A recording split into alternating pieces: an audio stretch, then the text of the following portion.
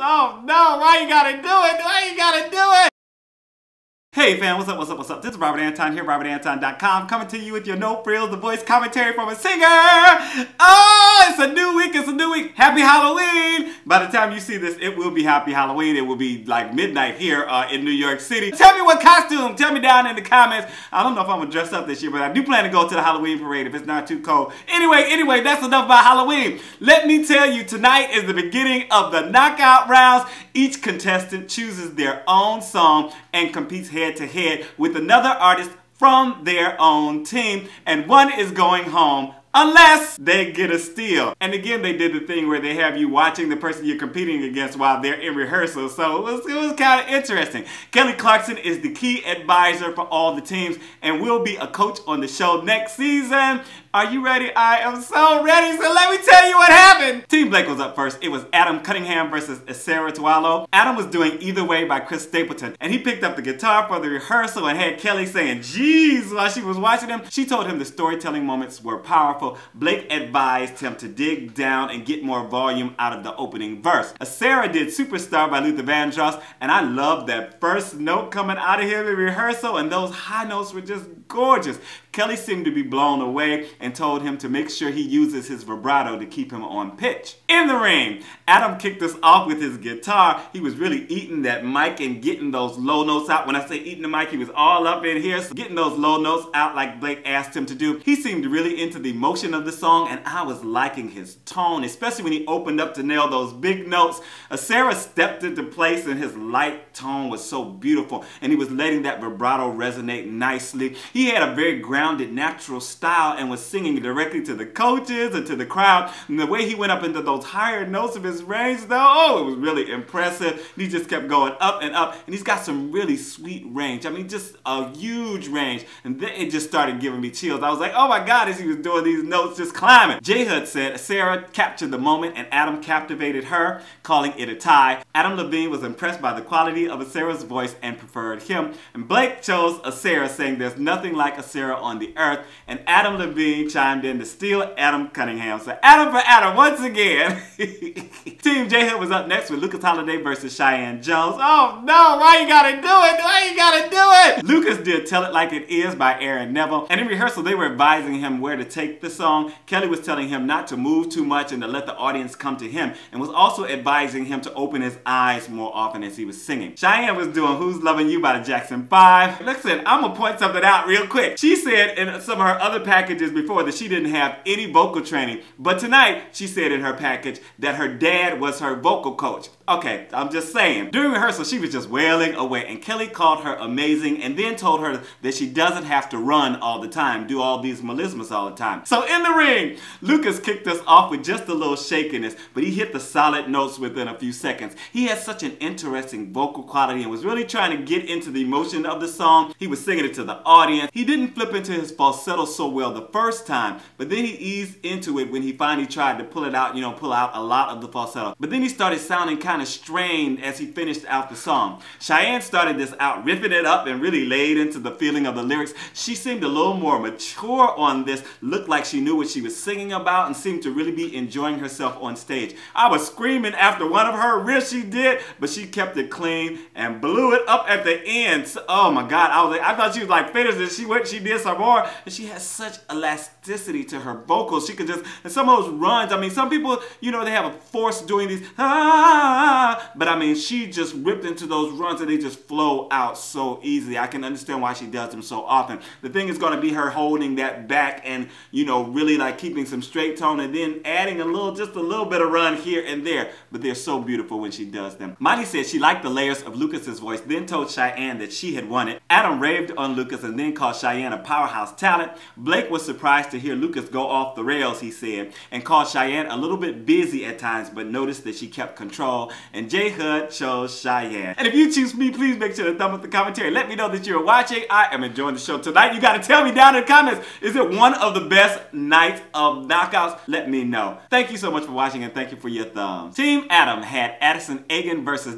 Drummond. Dennis did All Along the Watchtower by Jimi Hendrix, and he started his rehearsal killing that guitar work, and Adam told him to go and to perform to the audience, telling him to get in their faces and like get up from behind just being at the mic stand. Kelly told him to vary his melody more because he was doing the same thing each time. Addison did Beneath Your Beautiful by Labyrinth, and Kelly said she wasn't expecting that, calling her tone gorgeous. Kelly also told her to think about one note at one point and then break it into her head voice. In the ring, Addison got to kick us off, and her tone is immediately so pleasing, and something about her pronunciation makes me sit up and pay attention. I'm like really listening for what she is saying. She was so involved in the lyrics and had several interesting little places where she punched up the notes. Such a really beautiful performance that showed off her range and style well, and it was touching too. She was really feeling those lyrics.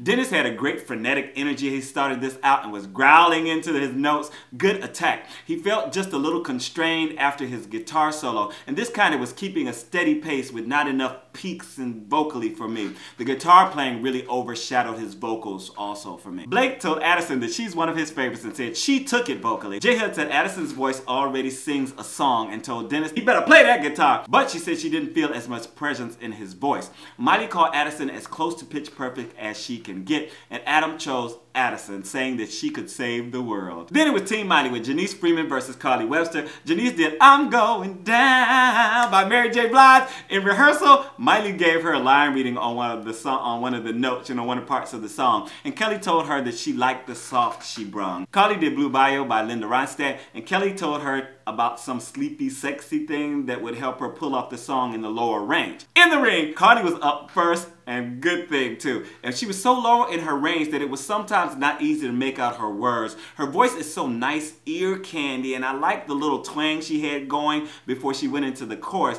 and the higher parts of the melody.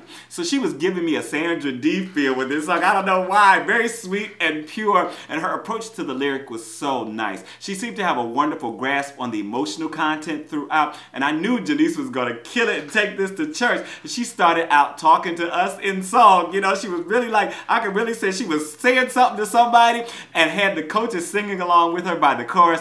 The way she moaned into the second verse was incredible. How she was like moving, she was doing so many little things with this, and she gets so intense and was working the stage like she was in a pulpit, like she was a preacher. And that little last piece, oh my God, was gold. There were just so many little inflections that she added into it when she was like, and she did a little moan, and she looked just a master class. You know what I'm saying? Just a master class. You gotta watch that one. That is the way to perform a song. She sang the heck out of it, and she performed the heck out of it.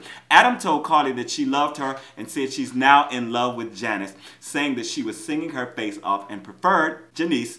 I'm going to say her name several ways. Blake said Carly was at the top of her game, calling it sweet and powerful, but said Janice blew the roof off the place and he preferred her. JHud said they took her two completely different places, and Body chose Janice, saying she showed off all her range and gave us all the textures in her voice. Team JHud next had Devon Fleming versus Eric Lynn. Eric did What's Going On by Marvin Gaye, and he had Kelly up out her seat while he was singing, but she told him to round out the notes more. JHud wanted him to milk the ending more. Devon did I Can Only Imagine by Mercy Me, and Kelly was also on her feet for this one and was loving his runs. JHud called him so skilled and told him that she doesn't want to ever hear him push. So in the ring, they gave each other a big bear hug before they started, and Eric slithered into the song with some nice, great tones. He has such a sleekness to his sound and vocal approach. He was engaging the audience and then started scatting before getting back to the lyric. I was like, you better go home and play with it. Go play with it, boy, play with it. This had me bopping and smiling,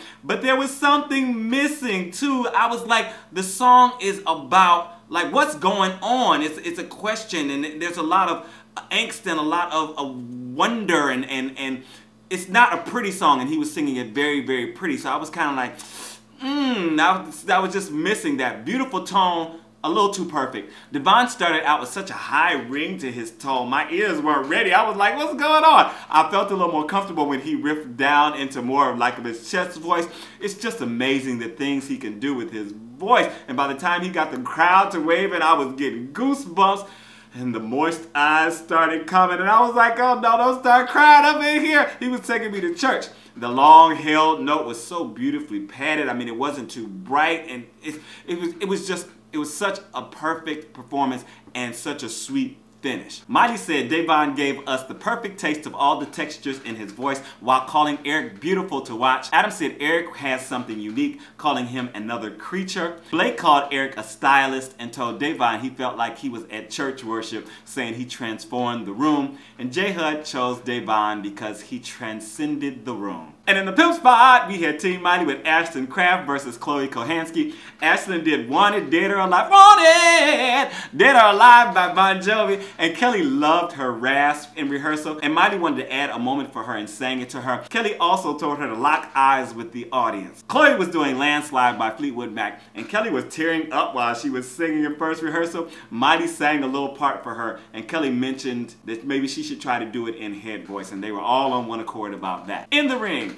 Ashton had her guitar and told the story with just the wisp of rasp. She's such a straightforward, flat-foot singer. This was so great vocally. I was just wishing that she had more supporting movement to go along with it, and her face just seemed to really not be into the lyric. Chloe was looking like Miley with her eyes closed as she started this out, and her tone was so intense with grit and then tenderness. She was engulfed in these lyrics and using her whole body to feel the moment. And she really created some special moments that had, like, the crowd was giving her several ovations throughout the song. They were just clapping about everything. I was like, okay, I mean, I felt that too, but they was like really feeling it. JHud called Ashton a star, but told her that she allowed her nerves to get in the way while telling Chloe that she made it her moment.